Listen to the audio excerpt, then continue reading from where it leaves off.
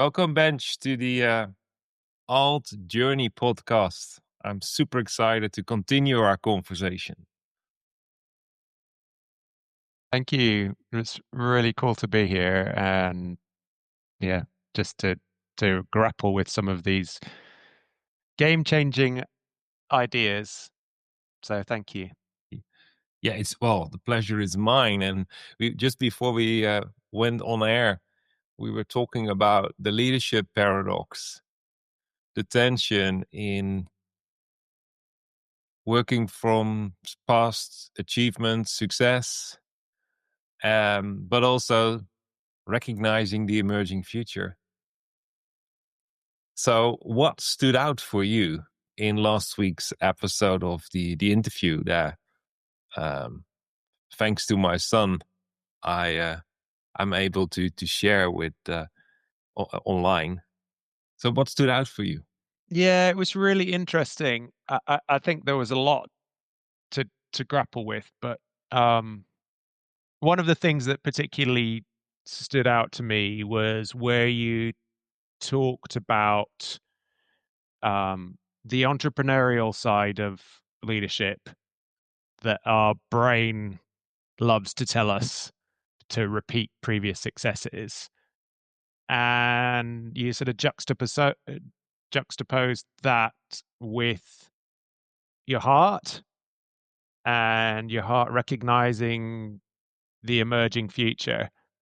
And you described a choice in there, and I think it's interesting because, like, when I first had it, I was like, well, no, I don't want to choose between my heart and my head because I need them both. So that was one of the things that stuck out to me in my thought process. Um, Yeah, yeah. I think you're right, and maybe that is the tension. Or maybe a better word is the paradox. And I believe a paradox thing that's currently seems to be opposite, but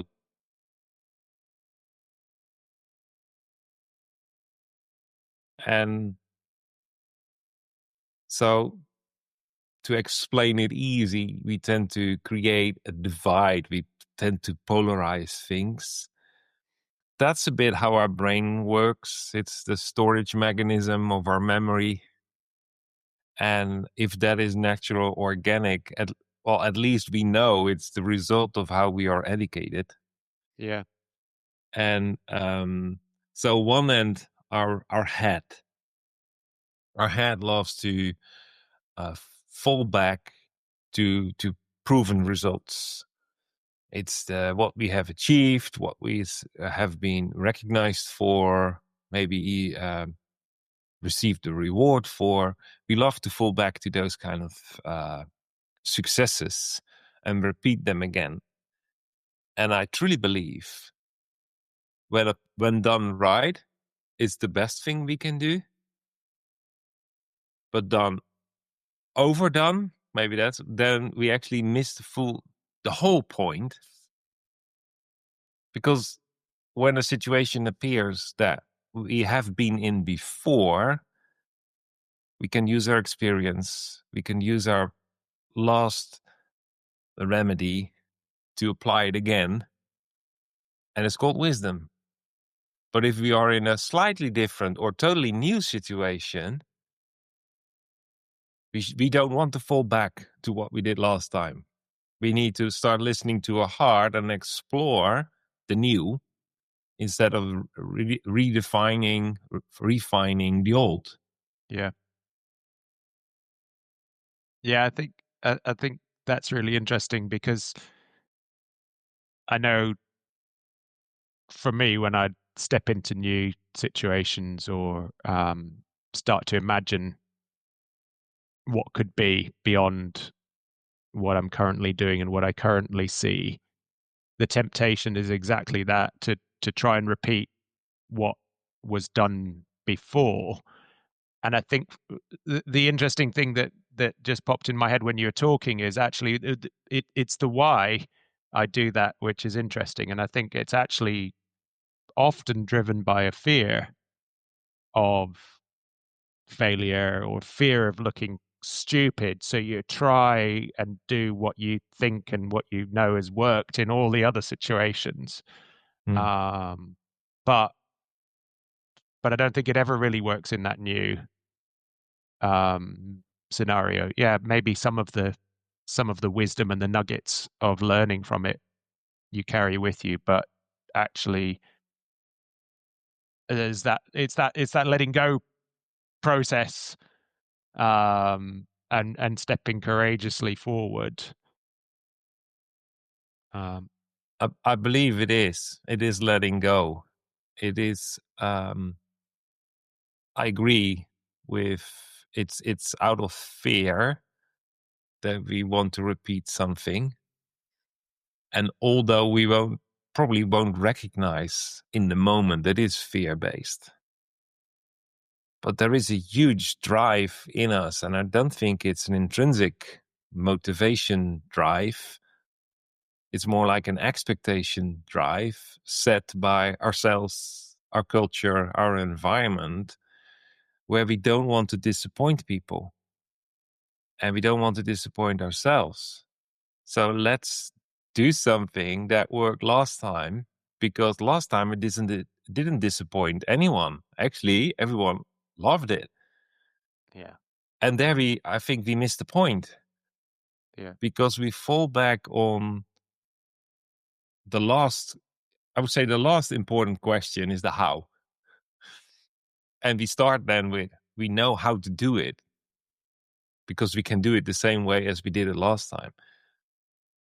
And when it's about the new or when it's different, then there are way more important questions, or maybe equally important, but they need to be prioritized a little bit higher. Um, the who am I? Who am I becoming? The where to am I going? yeah, Why does this matter? yeah, Are just a few takes on a question starting with a W instead of a H. yeah. And I think why does that priority matter? I think often if you look at um, the people who you're leading, it's the questions that they're wanting to know as much as the ones that you need to know. Um, the why and the where to, that's where true leadership stands out, because you signpost to people where not only where you're going but where they could go to. um, Yeah. Yeah, and that's why I said the entrepreneurial side of leadership. I think entrepreneurship is a dimension like ownership of leadership. And in leadership, we know it's not about controlling people. It's not telling them how to do things. It's about empowering them. It's about equipping them and mainly inspiring them by going first. yeah, On the entrepreneurial side, we have that tension that is actually the how question. How are we going to approach this? How are we going to add value? And then we should not forget that it's needs to give clarity about what is the value, what's the goal, what's the result we're going after, instead of introducing the last form that worked. And yeah, it happens so quickly that we make that mistake. And now, and failure is about learning. You have to fail fast to learn. yeah, But it is that thing of like, don't step into the trap as a leader. And if you're leader to someone else or you're leading yourself, to project the way you did it last time, yeah, because then you're repeating what you do, and you completely shortcut that it's about who you are. yeah, yeah. And I totally get, from the um, discussion that you're having, that the heart side of it as well. So, we've talked about the head side, and I think actually conversation, we are in agreement. It's not one v the other. It's priority. But I think the heart side of it is really interesting when you focus in on the being or becoming, who am I question. Um, it's like there's this hidden wisdom in your heart that so often gets shut down and ignored, that needs to be reprioritized to see from the future who you could become. Um, Not sure if that makes full sense, but I just kind of, yeah, I think it's really interesting to talk about that. So you posed it as, head versus heart in a way, and but I think it's like, what leads? Does head lead or does heart lead in your leadership almost?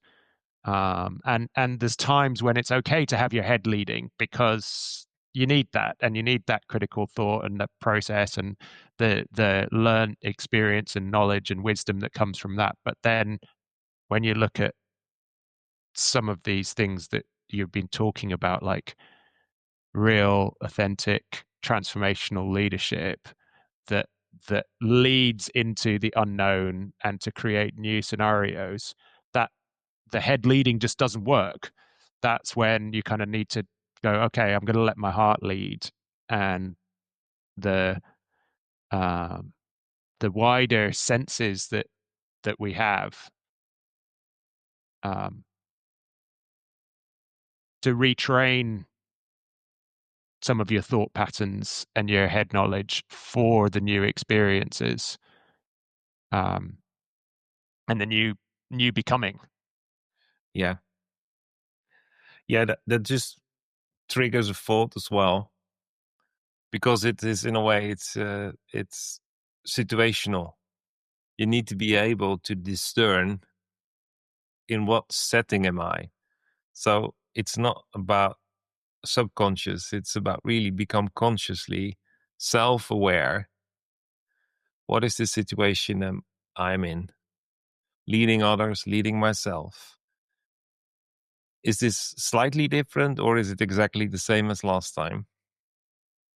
And if it's slightly different or new, then connect with my heart or connect with my senses. Maybe that's a better word. Because if we connect to our senses, and we have the seeing, the hearing, and the tasting, which sounds like physical senses, but we can also apply them way more heart spirit connected. So if we see our horizon, which is with our imagination, with the eyes of our heart, we want to find something that's highlighted on the horizon. So it gives us clarity and focus. The developing of language is essential to reveal to ourselves what it really is about. And faith comes by hearing, which means we develop actions connected to what we hear it is about. And then we experience it. So we have a taste, and we can taste what is good, what is great, what is not so good. And that's all our whole process of sensing what is the situation we are about. But this is all the inside heart shaping, unfolding of who we are. There's also the expression. So if we discern what's life giving, what is purposeful for the direction we are on as a leader in our personal growth, or the direction, the vision in our organizational development, again, it is not about good. It's about what makes us great, what is great to do, what is the right thing to do for the right people. that leads all in a way to focusing, converging to the things that really matter for us, because we have authority, we have the perspective, and we have the maturity. Yeah. So in a way, the heart is always on the journey of maturity and growth, personal growth, while the head is on the journey of let's do it again and fall back to our mastery. And one is not greater than the other, but without each other, it becomes less effective, Yeah. definitely non-authentic, and we start to miss the point. We miss the point that the people that we are able to lead are there for their personal growth, and the overflow of that personal growth contributes to great results. And if we lose that perspective and we start to steer, control them on maximizing productivity, we shortcut their personal growth, their creativity, their uniqueness, and we just reduce them to a set of hands, and then heart and head are gone. Yeah. Yeah, I I think it's interesting that the thoughts that pop up in my head listening to you describe that is it's about being fully human and and the full part of our identity and being, which is not just our head and our thoughts and our experiences, but it's all of us, that deep identity being piece, which so often we use our heart to describe, um, and how all of our senses contribute to that maturing process, and working out what it is that is our kind of core purpose, and right now and into the future, and helping show the people around us how they can discover their purposes as well, um, through that maturing process.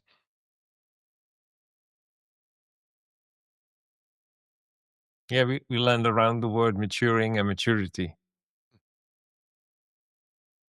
I have a few grown up kids, and they are now on the mature age. And I'm telling them, welcome to the life phase where maturity starts. Yeah, And I hope you fulfill it before you go to the next phase. The truth is, it's 20 of 20 of 20% who fulfills it. Just that's what the data shows. So maturity is not a thing. It's quite a intensive element of life that needs a lot of intention, a lot of accountability, because the daily worry, the daily activity really pushes it to the background, to the corner where we could skip it. So yeah.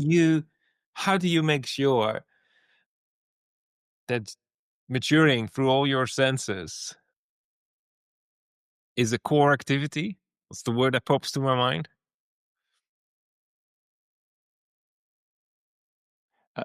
Uh, it's a That's a interesting question, which I don't fully feel like I have the answer to.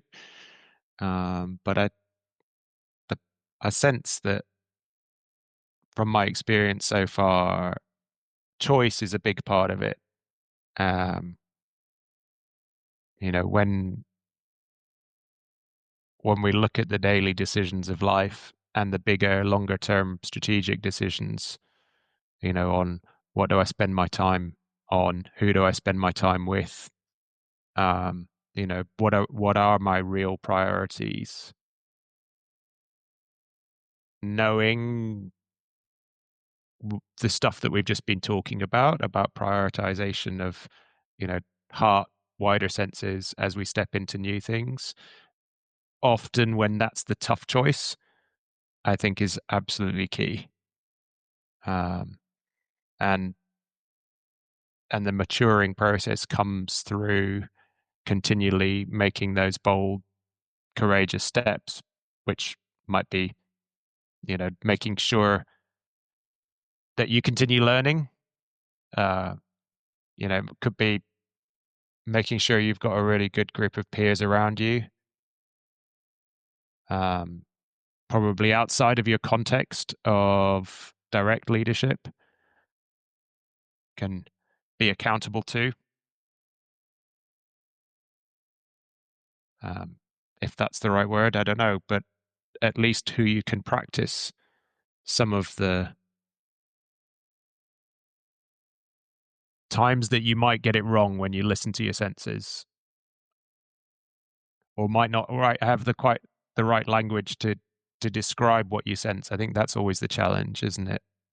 When you sense something, how do you communicate it when you don't quite know what it is, but you can just feel it or smell it?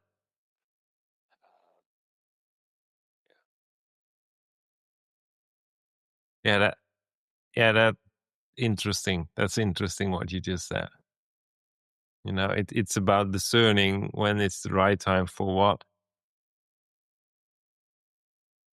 And brings back a memory of an earlier podcast we did about what are the circles of people you have around you. So if your head knows that it's right to repeat something that's predictable because it worked last time, you probably do it with the circle of people that work for you. Yeah. If you are sensing something new and in the process of finding clarity and language and actually the meaning of it, you want another circle of people around you that help you to in that process to move forward and take the great crazy new idea and work it out to something that is a breakthrough and not just a crazy idea. Yeah. Because if you just share your crazy ideas without the language that really justifies what you see, what you sense, what you hear, then you probably will burn the circle of people. Yeah, And you're written off as a crazy, aren't you? well, you end the emotional and psychological safety for them. Yeah. You pull the plug of trust. And although it doesn't mean you didn't sense right, but there is a development stage. It's your personal growth. It's your personal alignment with the new idea. It's the personal language, the self-belief that needs to align with who you are becoming. So that crazy idea is an invitation for alignment and growth with who you are becoming. And there needs to be a certain level of clarity developed before you share that with your work circle. Because for them, it sounds like you lost your mind and you kill what always worked. You want to change it for whatever reason. They probably think you ate something wrong last night and had a weird dream. So you have to protect them. You have to protect yourself. So you need to have that other circle. And doing it on your own, I think that is a very dangerous place as a leader, because that means that in isolation, you change the world. Without reflection, you develop some character virtues that are not recognized as virtues. That's a kind way of putting it. I try to be nice today.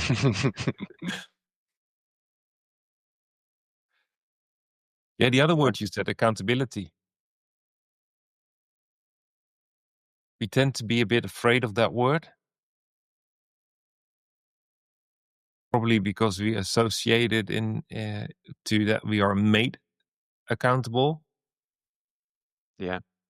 I think healthy accountability to yourself, to your peers, to the people you lead is essential for your growth, but maybe Yeah. even more essential for their growth. And you need to be very vulnerable. It is actually quite uncomfortable, painful to be accountable. But it's maybe it's the power tool, relational to the people around you to grow with you. Yeah. Yeah, it's another one of those things, I think, bit like maturity, it's a muscle that needs to be worked out. Otherwise, you get unhealthy. Absolutely. Yeah, you don't want to be stuck in some kind of frozen muscle. No. And just taking the muscle analogy a little bit further, there's two aspects of muscle development. One is actually the strength work, which is regular and hard, but overlaid on that, you need a stretching. And it's different things to stretch a muscle to work it out, on our actual muscles of our body. But when you look at that in terms of, you know, the the practices that we've been talking about that lead you towards greater maturity, I think it's the same. Accountability. Probably first when you first start out, making yourself choose to be accountable to yourself and to your peers.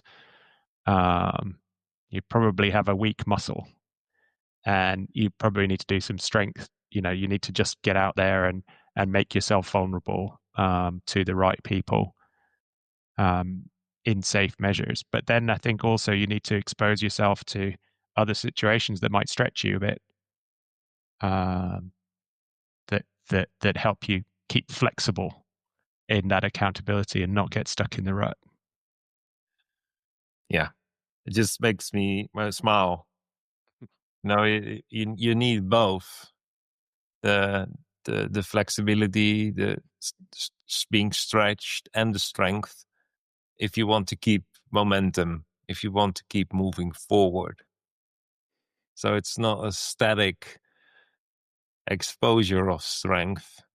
No, it's in the flexibility, in the different settings where it's the workout and the effort really shows its benefit. Yeah, Which is interesting if you think of combined sports like a triathlon, yeah, the way the whole stretching and strength development, muscle development around swimming, running, and cycling is in a way competing. And those people do extreme things, especially when you look at the Iron Man. But it asks devotion, dedication, and choices. And that's, I think, the word I really want to highlight again. You mentioned choice. It's having choice, making choice. yeah, I think that is the most empowering thing we have. Choice. And the moment we feel our choice is limited, we tend to lose joy, gratefulness. We we disconnect with our internal spark. But the same is for the people who are around us. yeah, We empower them to make powerful choices and support them in the choice they make. We create an environment of freedom. And freedom leads to being able to express your creativity, to develop your vulnerability, to become authentic. And actually, you give people the choice to flourish or not, in a way. Yeah. You And invite them in. you invite them in. And if there is trust and safety, then people will not put you down when you invite them to flourish. No. And that if they flourish, you flourish. So it's that, and I think that solves the leadership paradox. Because now, through going through all the discomfort, we come to a higher level of perspective where your personal revival, I think renewal is maybe a better word, and your business growth goes hand in hand with that your people grow. So your business growth is a result, an outcome, and not a goal. It's flourishing all together for the benefit of all. Yeah. Which in a way sounds like utopia. But I truly believe it's not when we allow ourselves to make the choice. Is this a head lead or a heart led adventure? Yeah. So to all landed, what are the three takeaways?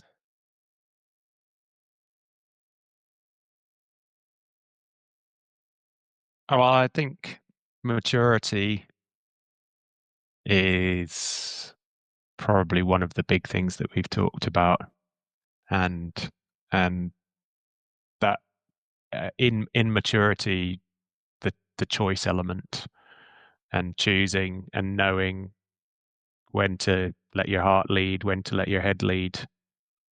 I think that's one, maybe two. Make it two, yeah. Then you still have to think of another one.